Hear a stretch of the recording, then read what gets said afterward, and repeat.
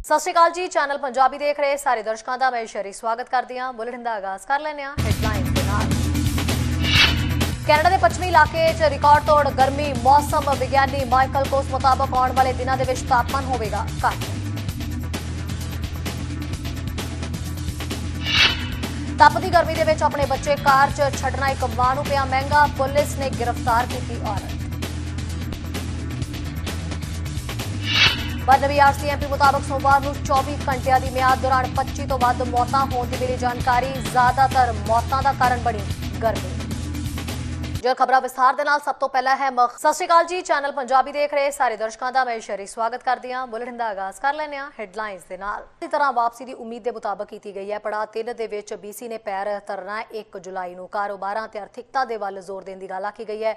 Restaurant, casino, pub जिहड़े ने खुलण जा रहे हैं। इंडोर फिटनेस सेंटर रेगुलर तरीके नाल खुलण जा रहे हैं। मास्क पाउणा हुण अंदरूनी ते जनतक थावां दे उत्ते लाजमी नहीं होवेगा। हाँ, पर जिन्हां नूं पूरी तरह दे नाल वैक्सीनेशन नहीं लगी है, 12 साल या उस तो वध उम्र के लोगों के लिए मास्क पाना जरूरी होगा। 1 जुलाई तो बीसी की रीस्टार्ट योजना के मुताबिक 3 पड़ावां के दौरान जिहड़ा बीसी है वो अगे वध रहा है, जिस मुताबिक तुसीं एक बार फिर तो रेस्टोरेंट, बारां ते पब्बां दे विच खाना खाण दे योग होवोगे। टेबलों के आकार निर्धारित किए जाणगे। शराब की जिहड़ी विक्री है, सेवा है, आम की तरह जिहड़ी है वो होवेगी। वीरवार तो आम घरेलू ते बाहरी निजी इकट्ठां दे विच वापसी देण नूं तरजीह जिहड़ी मिलेगी। विआहां दे समेत इंडोर इकट्ठां दे विच 50% ਦੀ ਸਮਰੱਥਾ ਦੀ ਜਿਹੜੀ ਹੈ ਉਹ ਇਜਾਜ਼ਤ ਹੋਵੇਗੀ। ਹੈਨਰੀ ਨੇ ਕਿਹਾ ਕਿ ਜਿਵੇਂ ਜੇ ਤੁਹਾਡੇ ਕੋਲ 60 ਵਿਅਕਤੀਆਂ ਦੇ ਥਾਂ ਦਾ ਸਮਰੱਥਾ ਹੈ ਤਾਂ ਤੁਸੀਂ 50 ਨੂੰ ਬੁਲਾ ਸਕਦੇ ਹੋ। ਜੇ ਸਮਰੱਥਾ 500 ਲੋਕਾਂ ਦੀ ਹੈ ਤਾਂ ਫਿਰ 50% ਦੀ ਸਮਰੱਥਾ ਦੇ ਨਾਲ 250 ਲੋਕ ਜਿਹੜੇ ਨੇ ਉਹ ਇਕੱਠੇ ਕਰ ਸਕਦੇ ਹੋ। ਮੇਲੇ, ਤਿਉਹਾਰ, ਟ੍ਰੇਡ ਸ਼ੋ ਖੋਲ੍ਹਣ ਦੀ ਆਗਿਆ ਹੋਵੇਗੀ। ਨਾਈਟ ਕਲੱਬ ਖੁੱਲਣਗੇ ਪਰ ਬਿਨਾਂ ਡਾਂਸ ਤੋਂ ਹੀ ਅਜੇ ਖੁੱਲਣਗੇ। ਇੱਕ ਸਮੇਂ ਦੇ ਵਿੱਚ 10 ਲੋਕ ਟੇਬਲ ਦੇ ਉੱਤੇ ਬੈਠ ਸਕਦੇ ਨੇ। ਕਸੀਨੋ ਖੁੱਲਣਗੇ ਪਰ ਅੱਧੀ ਜਿਹੜੀ ਹੈ ਉਹ ਗੇਮਿੰਗ ਹੋਵੇਗੀ। ਪਾਬੰਦੀਆਂ ਤੇ ਮਾਸਕ ਦੀ सिफारिश वो की जाएगी। एमरजेंसी प्रोग्राम एक्ट के तहत चेहरे को ढकन की लोड़ नहीं होगी तो टीकाकरण का सबूत देना लाजमी नहीं होगा। वीरवार को बीसी दूजे सूबियां तो आए लोगों का भी स्वागत करने के लिए तैयार है। कैनेडा दे विच इस साल रिकॉर्ड तोड़ गर्मी ने लोगों के पसीने छुड़वा दिते ने। सूबे के कई रिकॉर्ड तोड़ दिते ने। लिटन इलाके ने तो एक बार फिर तो तापमान का जिहड़ा कल का एक वड्डा कह सकते हैं या एक इतिहासक रिकॉर्ड जिहड़ा कायम किया है। इन्वायरमेंट कैनेडा के मुताबिक लिटन कल 47.9 डिग्री सैल्सीयस तापमान देखने को उत्थे मिलिया ते अज तो हालांकि बीसी दे विच तापमान दे विच गिरावट आउंदी देखी जा सकती है। पिछले दिन ही लोअर मेनलैंड दे विच सोमवार का दिन तपदा होया दिखाई दिता। तापमान सिखरां ते पहुंच गया। पैसीफिक नॉर्थ वैसट जिस दे विच बीसी भी शामिल है दी हीट वेव ने सूबे के कई हिस्सों के कई रिकॉर्ड तोड़ दिते। बीते दिन एक वध पारे दे नाल एयरपोर्ट ते 37.7 डिग्री तापमान रहा। मौसम विज्ञानी माइकल कोस ने दस्सिया कि असीं वैली के आसे पासे ते इस तो बाहर 40 के दहाके ते लगभग 48 डिग्री का नवा कौमी रिकॉर्ड दर्ज किया है। इन्ने दिनों के विच ये दूजी वार सी जदों फ्रेजर कैनियन पिंड ने एतवार को सस्कैचुअन दे विच स्थापित 1937 का रिकॉर्ड तोड़दियां देश का सब तो वध तापमान वेख्या। लोअर मेनलैंड ते तापमान 30 ते 40 के दहाके के अखीर दे विच चढ़ गया। खेतर के कुछ हिस्सों तो यह महसूस होंदा है कि यह 50 डिग्री सी। वैनकूवर, एबसफोर्ड, पिटमेडोज ते वाइट रॉक समेत कई थावां दे उत्ते रोजाना वध तो वध तापमान के रिकॉर्ड निर्धारित किए गए सन। वैनकूवर कौमांतरी हवाई अड्डे ने 31.7 डिग्री जो कि 1995 के 28 जून वाले दिन 27.5 डिग्री का रिकॉर्ड तोड़ दिता है। वाइट रॉक ने उस दिन के लिए 28.5 के एक नवे रिकॉर्ड को छूया जिसने 2008 के 29 डिग्री के पिछले रिकॉर्ड को पछाड़ दिता। हालांकि मंगलवार यानी अज मौसम गर्म रहने के अनुसार नहीं है। उन्होंने नजिठण के लिए उन्होंने एक होर दिन मिलिया है। माइकल ने अगे कहा कि सवेर का तापमान सानू गर्मी की चेतावनी में रखेगा। इन्वायरमेंट कैनेडा मुताबिक इतिहासक मौसम प्रणाली ने बीसी, एल्बर्टा, यूकॉन ते नॉर्थ वैसट टैरेटरीज दे विच कल गर्मी के 103 रिकॉर्ड कायम किए हैं। एतवार को कैनेडा दे विच सब तो वध तापमान रिपोर्ट करन तो बाद लिटन इलाके ने एक बार फिर तापमान का कल इतिहासक रिकॉर्ड कायम किया। इन्वायरमेंट कैनेडा के मुताबिक लिटन दे विच कल 47.9 डिग्री सैल्सीयस तापमान देखने को मिला। दस दिए कि यह पिछले साल के मुकाबले 8 डिग्री वध है। वैनकूवर तो कुछ 260 किलोमीटर की दूरी पर स्थित लिटन दे विच आम तौर पर जून के विच औसतन तापमान 24 डिग्री सैल्सीयस देखने को मिलता है। मंगलवार तो बीसी भर दे विच तापमान दे विच गिरावट आउंदी देखी जा सकेगी। बीसी वाइल्ड फायर सर्विस दे वल्लों कल बुधवार दोपहर 12 बजे तो बाद कैंप फायर ते पाबंदी लाई जा रही है। यह बैन 15 अक्तूबर तक लागू रहेगा। 0.5 मीटर की चौड़ाई ते 0.5 मीटर की उचाई वालियां अग्गा कैंप फायर मनिया जांदियां ने। याद रहे कि पिछले हफ्ते तो ओपन फायर से भी पाबंदी का ऐलान किया गया सी, जिस अधीन आतिशबाजी ते आसमान दे विच उड़ाईयां जांदियां लैंटर्स अते टिक्की टॉर्चां ते रोक है। न्यूज़ डेस्क तो चैनल पंजाबी की रिपोर्ट। उधर मैट्रो वैनकूवर दे विच गर्मी दे नाल संबंधित संभावित दर्जन मौतां होण दी जानकारी मिली है। बर्नबी ते वैनकूवर दी पुलिस तुहानूं ताकीद कर रही है कि तुसीं इस तपदी गर्मी दौरान अपने जिहड़े ने अजीज़ां दी जांच करो, खास करके अचानक होईयां मौतां तो बाद जिन्हां नूं गर्मी दे नाल जोड़ के देखा जा रहा है। बर्नबी RCMP दा कहना है कि सोमवार तो 24 घंटे की म्याद दे विच अधिकारियों ने 25 तो वध अचानक होईयां मौतां की जानकारी दी है। जांचकर्तावां दा मनना है कि ज़्यादातर मौतां दे विच गर्मी एक महत्वपूर्ण कारण मनिया जा रहा है। मरण वालों दे विच बहुत सारे बजुर्ग सन। बर्नबी CPL ने यह कहा है कि असीं देख रहे हैं कि साडी कम्यूनिटी के कमज़ोर मैंबरां, खास करके बजुर्गों ते सेहत संबंधी मुद्दों वाले लोगों के लिए यह मौसम घातक साबित हो रहा है अते बहुत ही जरूरी है कि असीं अत दी गर्मी के दौरान एक दूजे का ख्याल रखिए। वैनकूवर पुलिस ने देखा है कि गर्मी के कारण अचानक हुई मौत दीयां कॉलां दे विच भी वाधा होया है। हालांकि वो इस गल की पुष्टि नहीं कर पा रहे कि किन्ने लोगों की मौत हुई है, क्योंकि समय के हिसाब के नाल बदलती जा रही है ये गर्मी और जिवें कि उदास होए लोग अपने अजीज़ां नूं लभ रहे हैं। कलांज ने कहा है कि जिवें असी गर्मी के विनाशकारी प्रभाव नूं देख रहे हैं, असी चाहुंदे हां कि लोकां नूं पता होवे कि इस अत दी गर्मी तो बचण दी कुछ ठंडियां थावां जिथे पनाह लई जा सकदी है। ये वो थां है जिथे तुसीं बर्नबी ते वैनकूवर खेतर दे विच कूलिंग सेंटर जिहड़े ने वो प्राप्त कर सकते हो।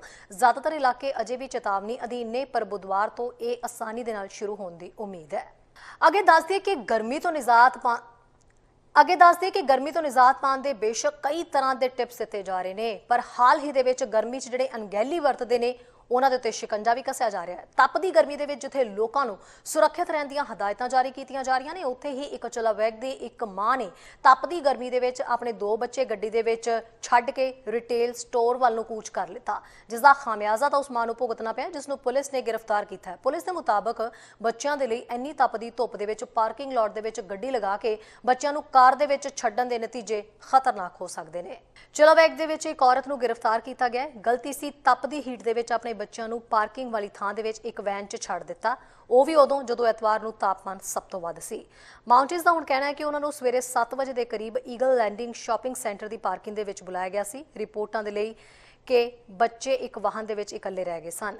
CPL माइक्रेल का कहना है कि साडे अधिकारी तुरंत पहुंचे तो उन्होंने वैन दे विच 2 बच्चों नूं लभ लिया तो तुरंत बच्चों नूं वैन चों बाहर लै गए। हालांकि ये नहीं पता कि पुलिस बुलाए जाने तो पहलां बच्चे किन्नी देर तो कार दे विच बंद सन।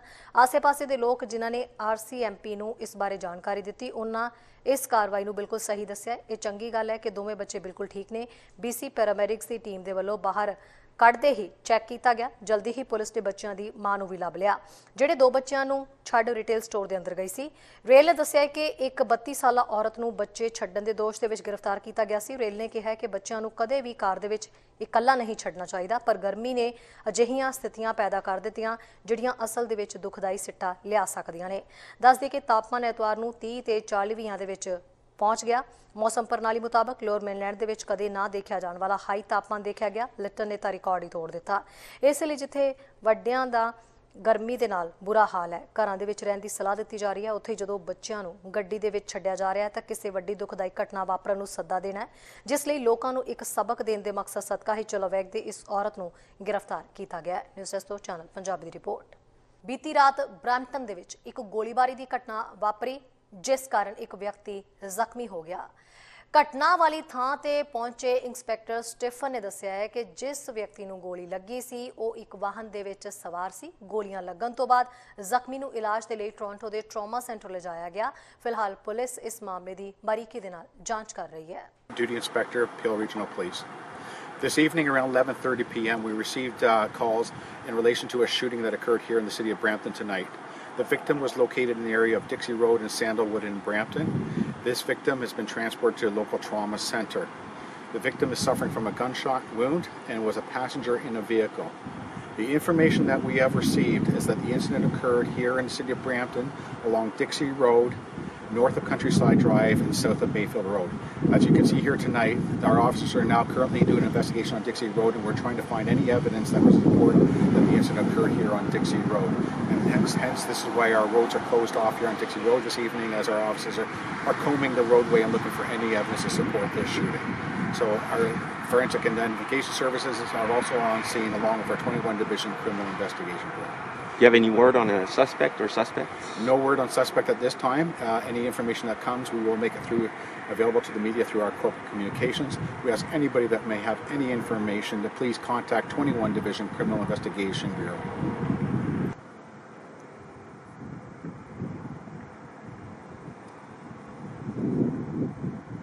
ਬ੍ਰੈਂਪਟਨ ਸਾਊਥ ਤੋਂ ਮੈਂਬਰ ਪਾਰਲੀਮੈਂਟ ਸੋਨੀਆ ਸਿੱਧੂ ਨੇ ਗ੍ਰੈਜੂਏਟਿੰਗ ਕਲਾਸ 2021 ਨੂੰ ਵਧਾਈ ਦਿੱਤੀ ਹੈ। ਇਸ ਦੌਰਾਨ ਉਹਨਾਂ Peel region school of board ਦੇ ਅਧਿਆਪਕਾਂ ਦੀਆਂ ਬਾਕਮਾਲ ਸੇਵਾਵਾਂ ਦੀ ਵੀ ਸ਼ਲਾਘਾ ਕੀਤੀ। ਉਹਨਾਂ ਕਿਹਾ ਕਿ ਕੋਵਿਡ ਕਾਲ ਦੌਰਾਨ ਅਧਿਆਪਕਾਂ ਨੇ ਮਿਹਨਤ ਕਰਕੇ ਵਧੀਆ ਨਤੀਜੇ ਦਿੱਤੇ। Hello class 2021, I'm Sonia Sidhu, your federal member of parliament from Brampton South. Congratulations on your graduation. You made it. You conquered your classes and exams in a pandemic to celebrate here today. Among the classes of 2021, we have real community leaders with dreams and ambition to change Brampton, Canada, and the world. Regardless of what your plan are after graduation, you will pave the path that this community will follow. You are not just the leaders of tomorrow, you are leading today.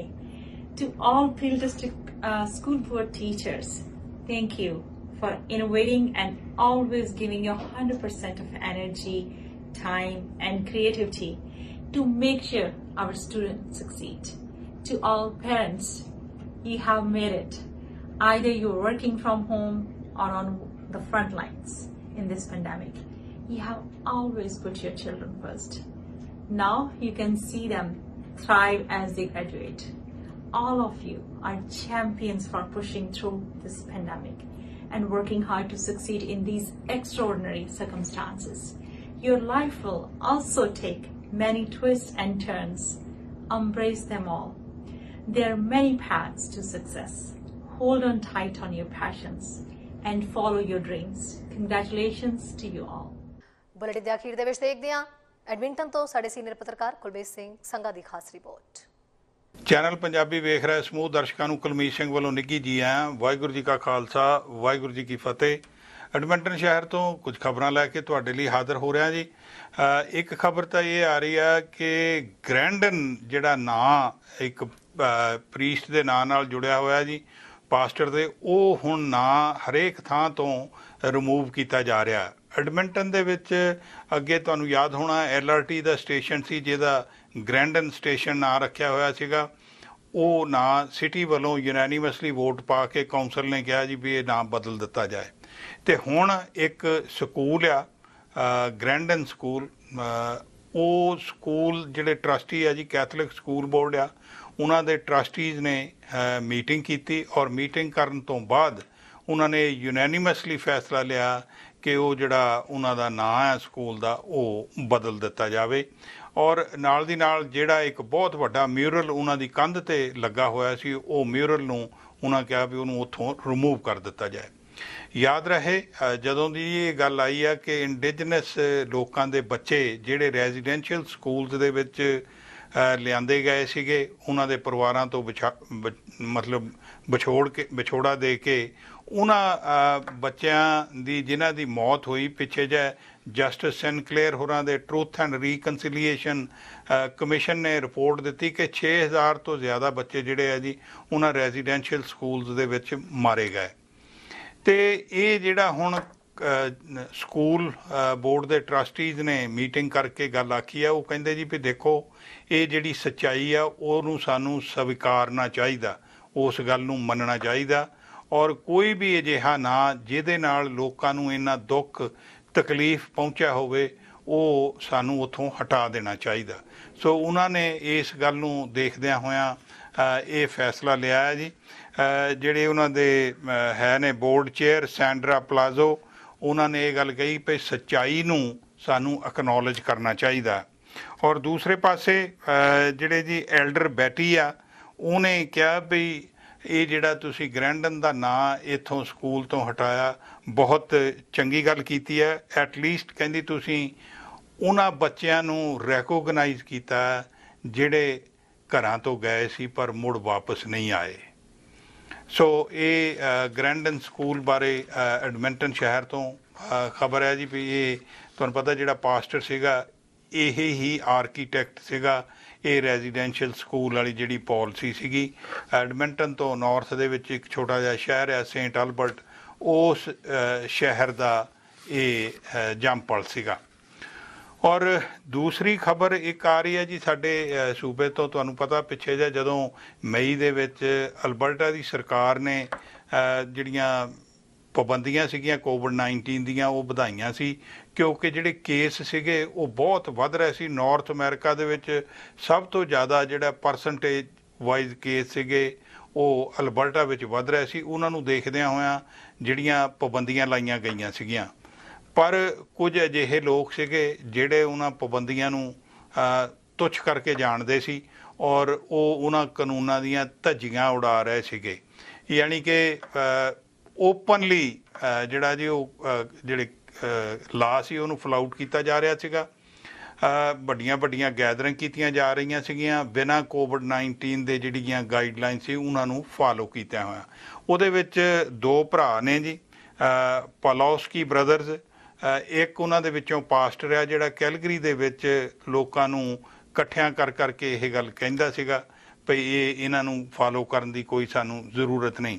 ਇਹ ਉਹ ਵਿਅਕਤੀ ਹੈ ਜੀ ਜਦੋਂ 2013 ਦੇ ਵਿੱਚ Calgary ਦੇ ਵਿੱਚ ਹੜ੍ਹ ਆਇਆ ਸੀ ਨਾ, ਤੇ ਇਹਨੇ ਉਸ ਵੇਲੇ ਕਿਹਾ ਸੀਗਾ ਕਿ ਇਹ ਪ੍ਰਮਾਤਮਾ ਦੇ ਹੰਝੂ ਆ, ਹੋਮੋਸੈਕਸ਼ੁਅਲਿਟੀ ਨੂੰ ਦੇਖਦਿਆਂ ਹੋਇਆਂ ਪ੍ਰਮਾਤਮਾ ਹੰਝੂ ਬਹਾ ਰਿਹਾ, ਤੇ ਇਸ ਕਰਕੇ ਇਹ ਜਿਹੜਾ ਹੜ੍ਹ ਆ ਕੈਲਗਰੀ ਦੇ ਵਿੱਚ ਆਇਆ। ਤੇ ਹੁਣ ਕੀ ਹੋਇਆ ਜੀ ਵੀ ਦੋਨੋਂ ਹੀ ਭਰਾ ਔਰ ਤੀਸਰਾ ਇੱਕ ਵਿਅਕਤੀ ਜਿਹਦਾ ਇੱਕ ਕੈਫੇ ਆ, ਜੇ ਇਸ ਕੈਫੇ ਦੇ ਉੱਤੇ ਵੀ ਵੱਡੀਆਂ ਵੱਡੀਆਂ ਗੈਦਰਿੰਗ ਹੁੰਦੀਆਂ ਰਹੀਆਂ, ਉਹਨਾਂ ਤਿੰਨਾਂ ਨੂੰ ਕੋਰਟ ਨੇ ਜੀ ਇਹ ਕਾਨੂੰਨਾਂ ਦੀ ਉਲੰਘਣਾ ਕਰਨ ਦੇ ਦੋਸ਼ੀ ਪਾਇਆ ਗਿਆ ਔਰ ਜੱਜ ਨੇ ਇਹਨਾਂ ਨੂੰ ਕਾਫੀ ਝਾੜ ਪਾਈ ਆ ਵੀ ਜਦੋਂ ਕੇਸ ਇੱਥੇ ਅਲਬਰਟਾ ਵਿੱਚ ਵੱਧ ਰਹੇ ਸੀ ਔਰ ਤੁਸੀਂ ਇਸ ਤਰ੍ਹਾਂ ਮਤਲਬ ਟਿਚਰਾਂ ਕਰ ਰਹੇ ਸੀਗੇ ਉਹਨਾਂ ਕਾਨੂੰਨਾਂ ਨੂੰ। ਹੁਣ ਉਹਨਾਂ ਤਿੰਨਾਂ ਹੀ ਵਿਅਕਤੀਆਂ ਨੂੰ ਜੀ ਉਹਨਾਂ ਨੇ ਦੋਸ਼ੀ ਪਾਇਆ ਤੇ ਸਜ਼ਾ ਦੇਣ ਲਈ ਅਗਲੇ ਮਹੀਨੇ ਜਿਹੜੀ ਆ ਹੀਅਰਿੰਗ ਹੋਵੇਗੀ ਜਿਹਦੇ ਵਿੱਚ ਉਹਨਾਂ ਨੂੰ ਸਜ਼ਾ ਸੁਣਾਈ ਜਾਏਗੀ। ਇੱਕ ਹੋਰ ਵਿਅਕਤੀ ਆ ਚੌਥਾ, ਉਹਦੀ ਵੀ ਸੁਣਵਾਈ ਜਿਹੜੀ ਆ ਜੀ ਹਜੇ ਕੋਰਟ ਦੇ ਵਿੱਚ ਹੋਣੀ ਆ। ਮਿਸਟਰ ਜੌਨਸਟਨ, ਉਹ ਕੈਲਗਰੀ ਸ਼ਹਿਰ ਦਾ ਮੇਅਰ ਵੀ ਬਣਨਾ ਚਾਹੁੰਦਾ ਜੀ, ਉਸ ਰੇਸ ਲਈ ਉਹ ਰਨ ਕਰ ਰਿਹਾ, ਪਰ ਉਹਨੂੰ ਆਲਰੇਡੀ 3-4 ਸੂਬਿਆਂ ਦੇ ਵਿੱਚ ਜੀ ਉਹਦੇ ਤੇ ਕੇਸ ਚੱਲ ਰਹੇ ਨੇ ਇਸੇ ਤਰ੍ਹਾਂ ਦੀ ਨਫ਼ਰਤ ਵਾਲੇ ਔਰ ਜਿਹੜੇ ਲੋਕਾਂ ਨੂੰ ਚੈਲੰਜ ਕਰਨ ਵਾਲੇ, ਕਾਇਦੇ ਕਾਨੂੰਨ ਨਾ ਪਾਲਣਾ ਕਰਨੀ, ਉਹਨਾਂ ਕਰਕੇ ਉਹ ਹਜੇ ਕੋਰਟ ਕਚਹਿਰੀ ਦਾ ਸਾਹਮਣਾ ਕਰ ਰਿਹਾ। ਚੈਨਲ ਪੰਜਾਬੀ ਲਈ ਕੁਲਮੀਤ ਸਿੰਘ ਸੰਘਾ, ਐਡਮਿੰਟਨ।